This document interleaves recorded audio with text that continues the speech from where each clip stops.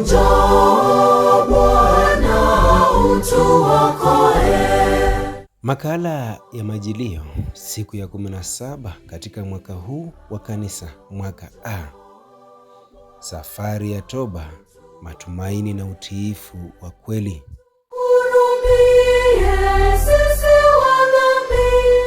Wapendwa wasikilizaji, leo tunafika siku ya 17 ya safari ya Majilio, hatua ya mwisho ya maandalizi ya mioyo yetu kwa ajili ya kuzaliwa kwa Mwokozi wetu Yesu Kristo.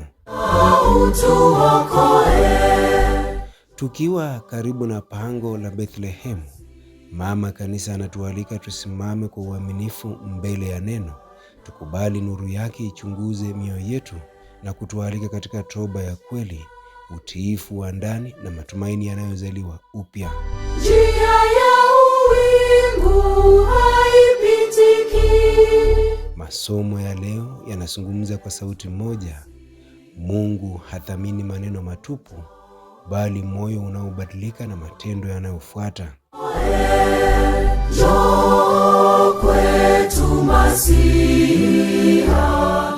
Katika Injili ya siku ya leo, Yesu anatuletea mfano wa wana wawili. Mmoja anasema hapana, lakini baadaye anatii.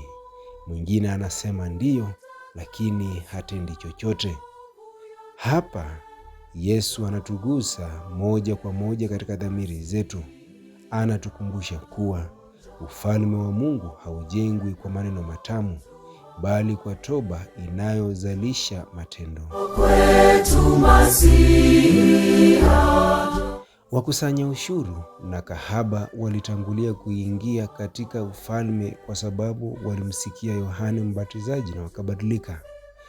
Wale waliodhani kuwa wako karibu na Mungu walibaki nje kwa sababu mioyo yao ilikataa kubadilika. Katika awamu hii ya mwisho ya Majilio, Injili inatuuliza kwa unyenyekevu lakini kwa nguvu.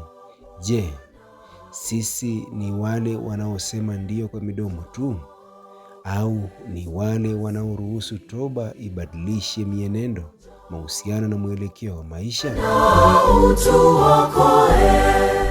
Masomo ya leo yanatuweka katika kizingiti cha uamuzi. Zefania anatuita tuachane na uasi na tujifunze unyenyekevu.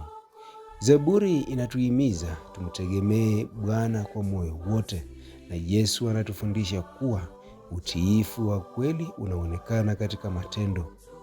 Huu ndio ujumbe wa mwisho wa Majilio. Fungua moyo, tubu kwa kweli na tembea katika njia ya utiifu. Kristo anayekuja hataki mioyo iliyopambwa kwa maneno. Anataka mioyo iliyobadilishwa kwa upendo. Tunapoingia katika siku za mwisho za maandalizi ya Krismasi, Mama Kanisa anatualika tusisite kubadilika. Ni afadhali kusema hapana na baadaye kutubu kuliko kusema ndiyo bila kuishi imani hiyo. Kristo anakuja kutafuta wanaokubali kusafishwa. Anakuja kutafuta wanaokubali kunyenyekea na wanaochagua utiifu wa kweli. Tuombe. Bwana utuokoe.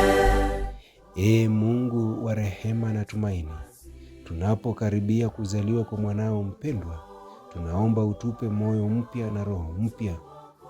Ondoa ndani yetu unafiki wa maneno, utujalie neema ya toba ya kweli, na utufundishe utiifu unaozalisha matendo ya haki. Uwe karibu nasi katika udhaifu wetu, ututie nguvu ya kubadilika, na utuandae kwa furaha kumpokea Kristo atakayekuja kutukomboa. Tunakuomba haya kwa njia ya Kristo Bwana wetu na Mwokozi wa dunia. Amen. Mpenzi msikilizaji, haya yamekuwa makala maalum katika dakika za Yesu Kristo, ukiwa nami Shamba wa Shamba. Tukutane tena kesho katika makala mengine kama haya, tunapojiandaa kwa ajili ya kumpokea Kristo aliye Mwokozi na mkombozi wetu. Siku njema.